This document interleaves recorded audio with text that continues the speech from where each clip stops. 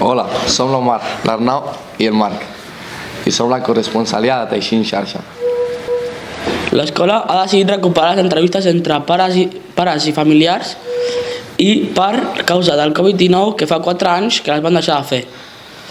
L'any passat ja van fer algunes xerrades per veure si valia la pena aquest any i com han vist que sí, aquest any s'han programat 5 xerrades. Les reunions es realitzaran cada mes i mig, el dijous a les 9 a les 7 de la tarda. Estan obertes de pares fins P3 fins a quart de l'ESO.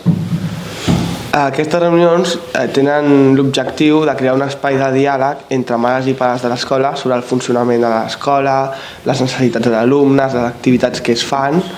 També s'hi conviden a professors de qualsevol curs per participar si volen i volen enriquir-se una mica més amb els pares. La propera serà el dijous 27 de novembre. Segons el centre, aquestes xerrades